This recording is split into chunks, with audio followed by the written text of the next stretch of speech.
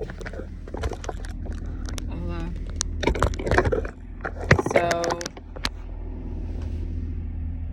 if I was on the panel, we got about a 30-year drive home, so that's what get comfortable.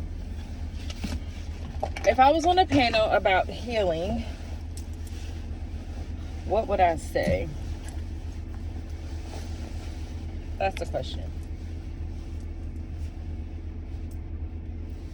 You're on a panel about healing. What do you say? And traditionally, our first point is outside. It's like therapy. Like you need therapy, get a therapist, therapy.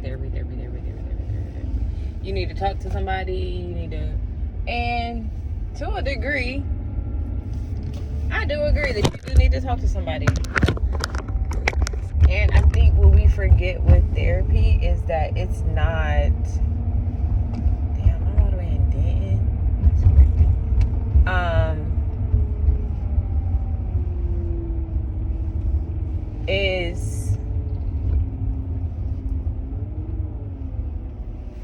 Therapy is about,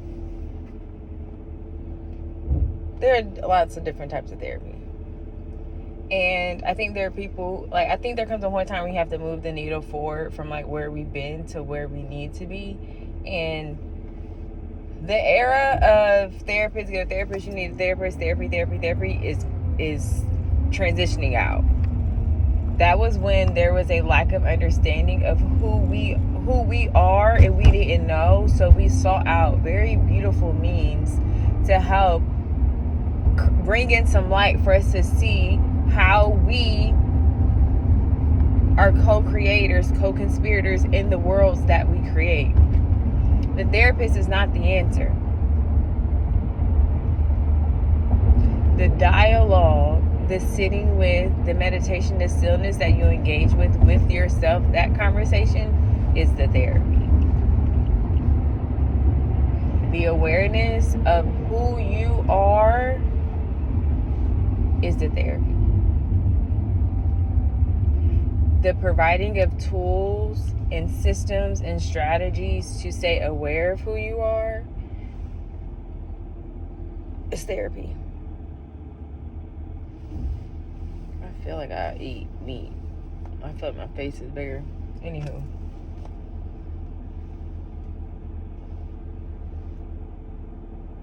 So with that being said, the shift that is next is,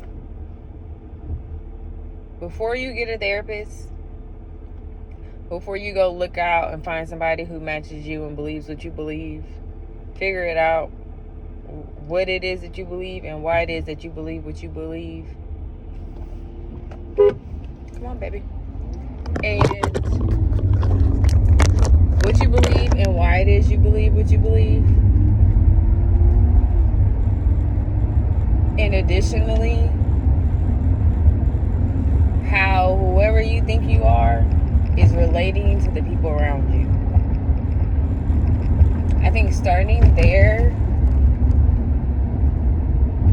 would be the new starting place of no, it's not go get a therapist. It's hey, sit down. Who do you think you are? Why do you think you are that? And if you are that, how do you relate to everybody else in the world being that?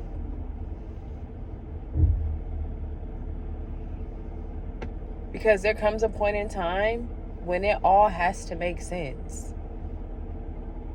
It has to make sense. And accepting and acknowledging that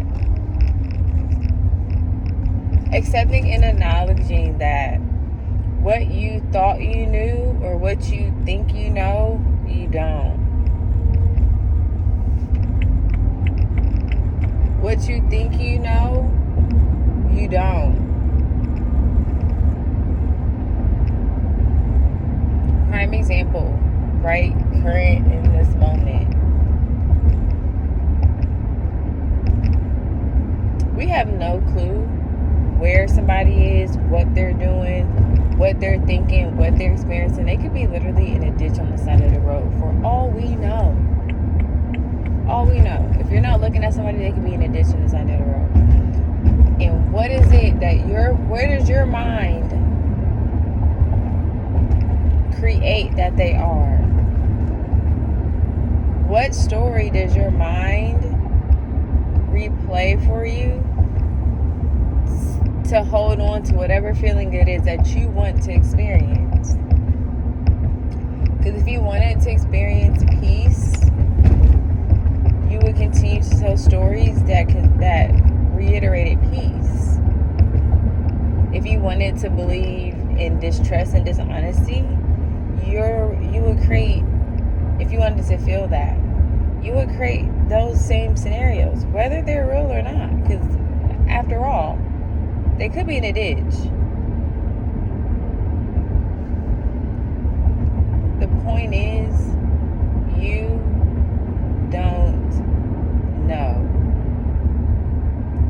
I don't know.